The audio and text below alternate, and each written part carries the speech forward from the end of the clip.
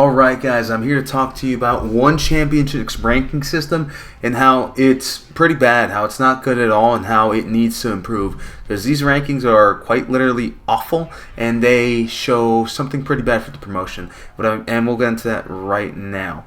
But before we do that, let me show you what a good ranking system looks like, just general.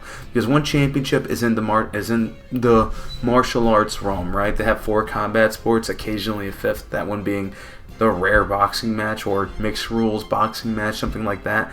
But which would be awesome. But before we even consider doing anything like that, anything like adding boxing to a promotion, we have to understand how to properly ranking something like this. So how does the handy dandy UFC do this? Let's see. Let's go to the UFC. Let's go to their athlete rankings. Look at that. A clear champion in every division. 15 fighters per division. Even in places like, well, they got rid of women's featherweight now because Juliana. Actually, no. Do they still? No, I don't think it's there anymore. There's no more women's featherweight, but that's beside the point. Every single division has 15 fighters. That's awesome. It's amazing. That's what we need. Every single division has a clear champion, 15 fighters, an interim champion right there. Number 1 interim champion's got that belt, holds both. He's the only interim champion right now. I'm not going to talk about Jones and Aspinall. Everyone's already saying what needs to be said about that, so that's good. So where exactly does one championship stand? The UFC, the biggest promotion in MMA, the biggest name in MMA, the biggest belt. They're at the top of MMA world. They basically run it. What does one have to offer in comparison? Oh, they don't have anything. They don't have anything. Where the UFC has 15 fighters per division. Did I see that right? Yep, 15. 1, 2, 3, 4, 5. 15 fighters. One has 5 per division. In every division that's ranked, by the way. Division that's ranked. Because there are divisions who are not ranked, or that are not ranked, I mean. Let's go with that. Joshua Pacquiao, good fighter, good champion. Yui Wakamatsu, good champion. Superlek, won't be champion long. He can't even make bantamweight, whatever. But I'm still salty about that. But, okay. Flyweight Muay Thai, Rodtang lost his belt on the scale. But here's the thing, though. Consistently, there are only 5 fighters per ranking. And look at that. Look at that. Did you see that? Did you notice something? It stops. It stops for some reason. Why is it stopping? What? Huh? What? It stops at featherweight Muay Thai? That can't be the case. There's featherweight MMA. Wait. Is there featherweight kickboxing? No, there is no featherweight kickboxing. There's just no featherweight kickboxing. That's interesting. Because I'm pretty sure there's... Oh, look at that. There's a heavyweight champion. Oh, look, Roman Krikla. He's fighting this weekend. Did you forget about that? When's the last time we saw him? Oh, we didn't see him at all in 2024. We didn't see him at all. But, Christian Lee, 2-division champion. Oh, wait, welterweight? Well, what's welterweight at? What's welterweight? Let's go to welterweight. Let's see. Oh, it doesn't exist. There is no welterweight division. How the fuck is Christian Lee the champion in a division that doesn't exist? How the fuck is Roman Krikla the light heavyweight kickboxing and heavyweight Muay Thai boxing champion? Muay Thai champion. How is that possible? Literally, how is that possible? It's one of those things where, like, let me do something real quick.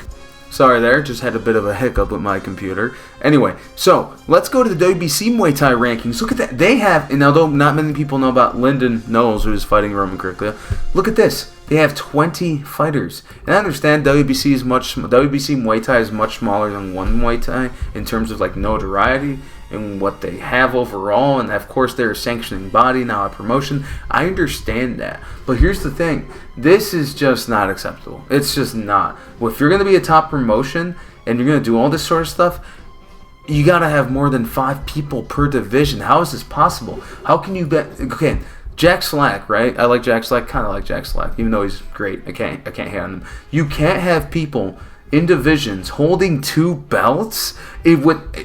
No, you give them 2 belts and both of the divisions are dead. The middleweight division is dead. The light heavyweight division is dead. The heavyweight division is dead. it's a far cry from what it was like 4 years ago, back when Malakin was fighting De Ridder, everyone, and at least there was 5 guys per division. These divisions seem to at least be alive. And all those guys that fight, you'd be like, man, these guys are exciting fighters. They could do well in other promotions. They could do well in Bellator. They can do well in the UFC. Maybe not champions, but they could be ranked. They could fight these guys or something like that. But, excuse me.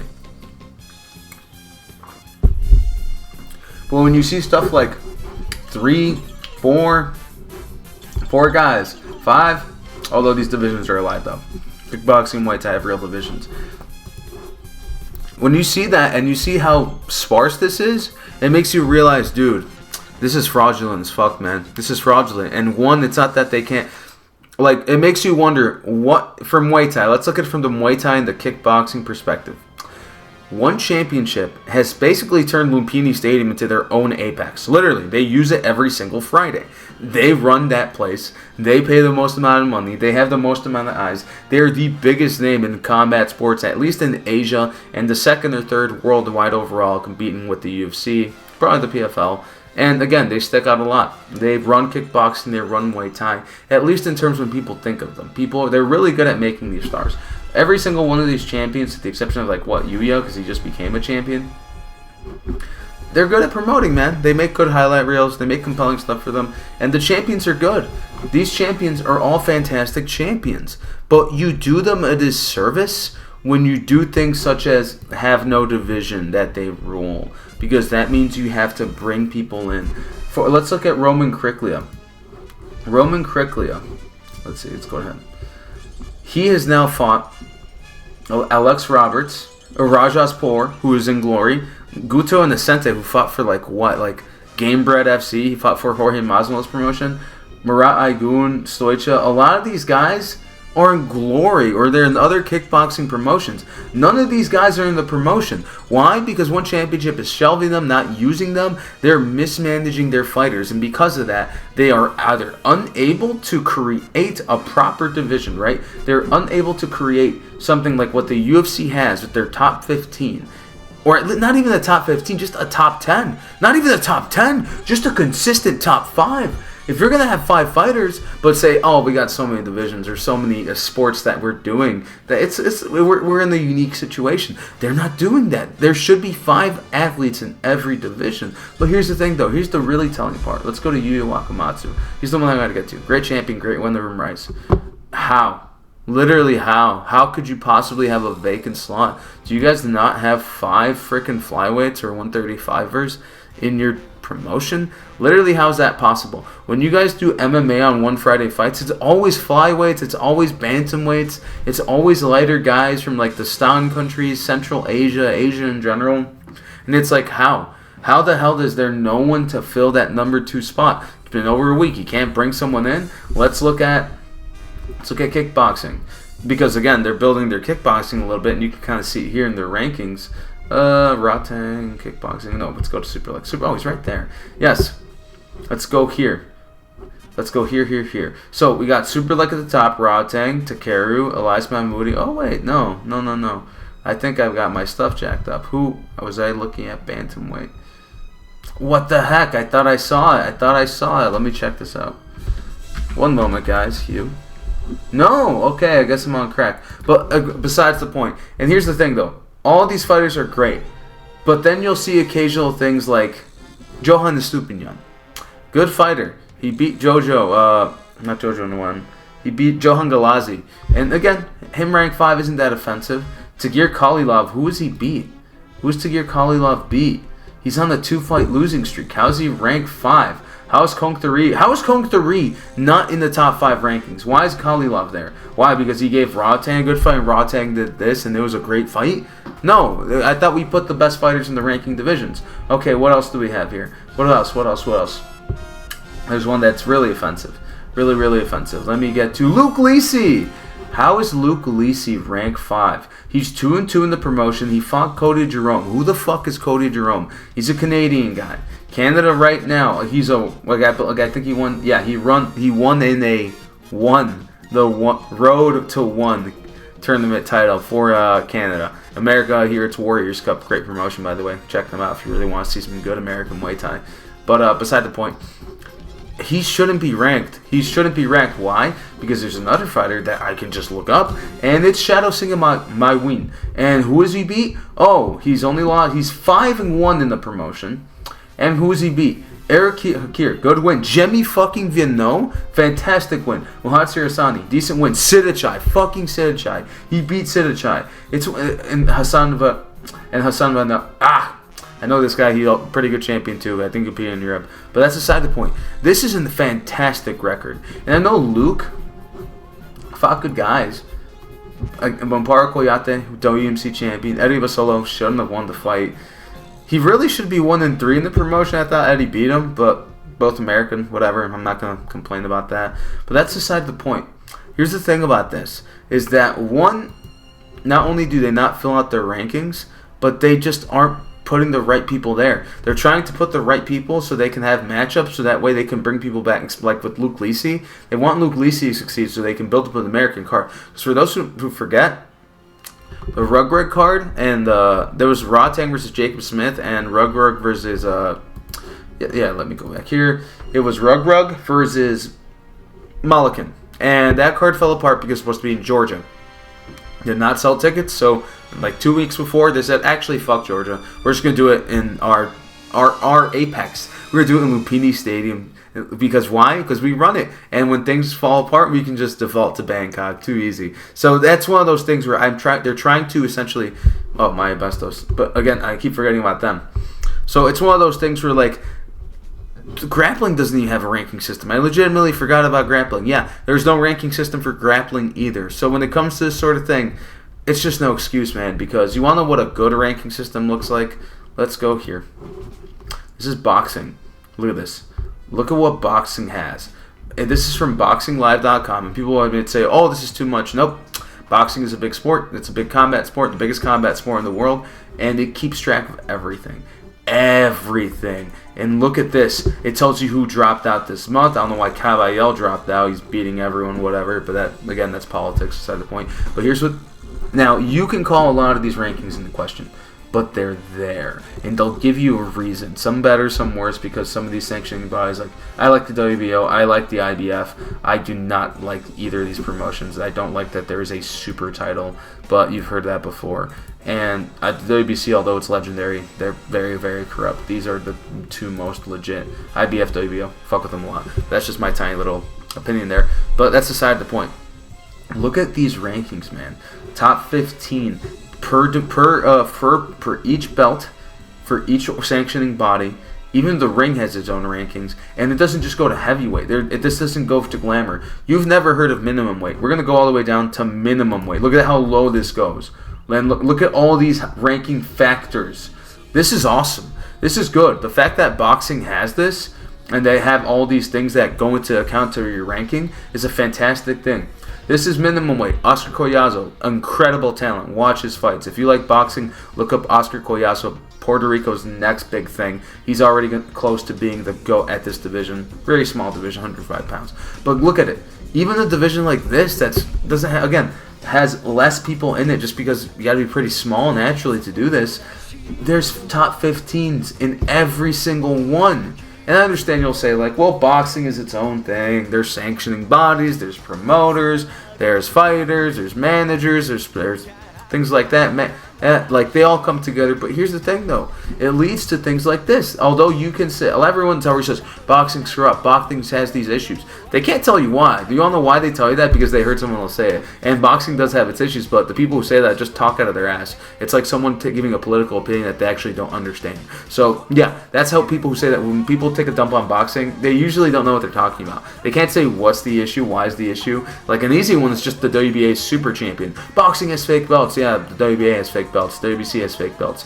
WBO, IBF don't really do that, but if you break that down, they'll be like, oh, whatever, why do you care? And that's how you know you're just talking to a disingenuous moron. But that's beside the point. Point is that these are great ranking systems. The UFC has great ranking systems. Beyond Kickboxing has a good ranking system. Look at this. This is their pound for pound ranking, and this is what they do per division. And these are guys, and this is Beyond Kickboxing is what we need. I think one championship should take a page out of the guys from Beyond Kickboxing and goes like that, or like MMA.com.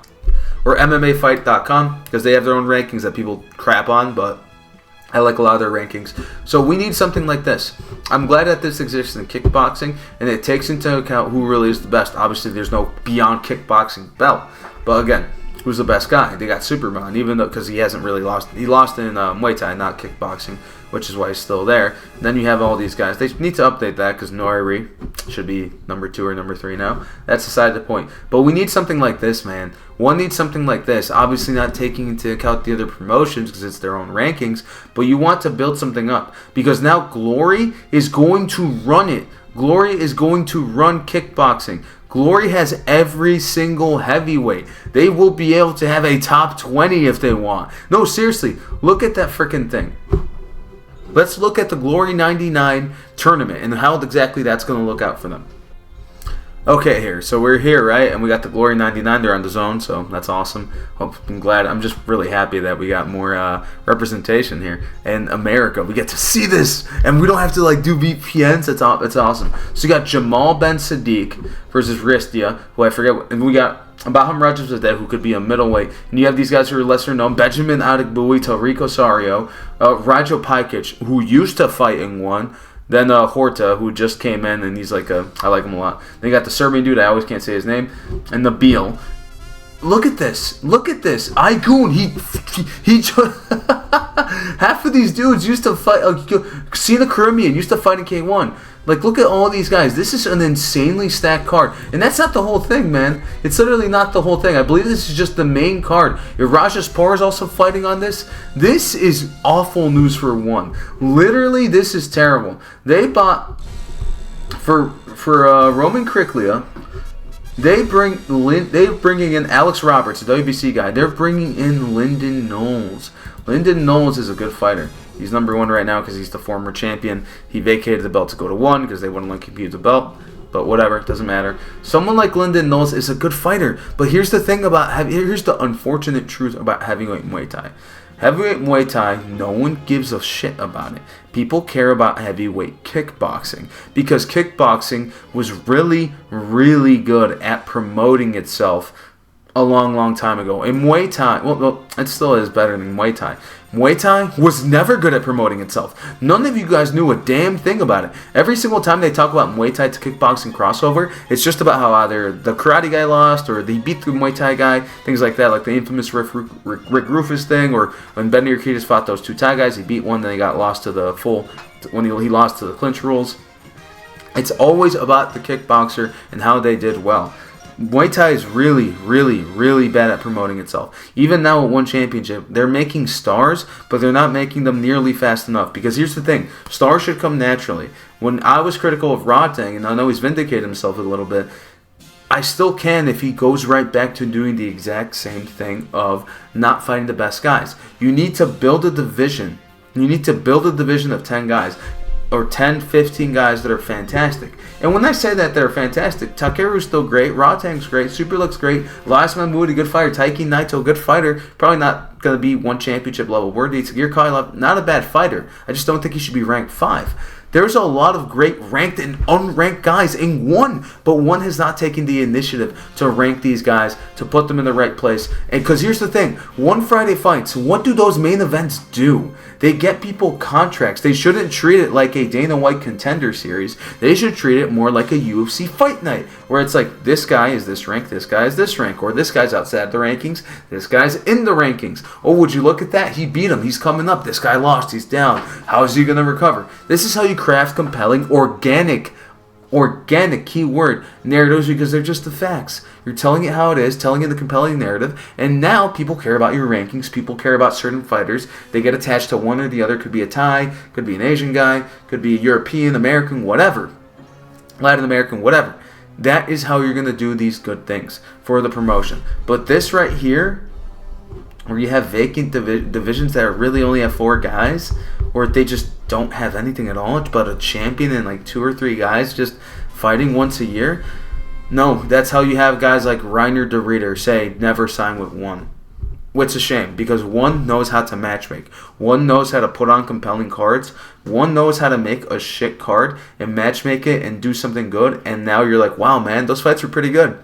The fights in one are rarely ever boring. There's always knockouts, or even if there's decisions, it's a good fight. It's one of those things where one knows how to match people up. They know how to produce an event. They know how to do all these things. They know how to be at the top of the level. If like I see a one event, I'm like, wow, that looks really nice. Wow, what's this Muay Thai? Oh man, it's so violent. That was so exciting. Who's this guy gonna fight next? Then you don't hear from him. Or he fights another guy you haven't heard of. It's like, oh, okay, well, I'm not really too interested enough to watch this whole thing. But if they say, hey, Rambo just fought Austin Tempao. Austin Tempao was the American prospect. He beat this guy. This guy's great in the Thai scene. Now he's going to fight John Lineker. John Lineker's an MMA guy. But man, he's got heavy hands. And then you do something like that, you're telling a compelling narrative of how chaotic the sport can be. But one just hasn't figured that out. Because if you don't do something like that, promotions like Glory are going to beat you out, or good promoters like Dana White, if he ever has his eye on kickboxing or Muay Thai. And I know he's getting more out of touch, especially with the power slap stuff, but people think he's money laundering with that. If he sets his eyes on kickboxing and Muay Thai, and now with Glory getting the most promotion it's ever gotten, because it's going to be on the Zone. Yep, it's going to be on the Zone. It's going to have a lot of eyes on it. There's a lot of the Zone fans out there. The Zone's a fight hub. The fact that it's on there, and one is with Amazon, which isn't really... Okay, this is where I might expose myself a bit. For combat sports, it hasn't done much with PBC boxing, and it hasn't done much with one, it seems. One should have gone with the Zone, in my opinion, but they went with Amazon because they probably thought that big media conglomerate that also sells stuff. So... Other than that, though, not much else to say on that. One really has to get their stuff together, or else they're going to lose out to Glory, they're going to lose out to the UFC, and they're going to be a flash in the pan. And I don't want that, because they're a fantastic promotion with one of the best belts, incredible champions, and every one of the fighters in their top 5 are good fighters, man. They deserve better. We as the fans deserve better, and they need to build up more. No more dead divisions, more meaningful events, more narrative-based events.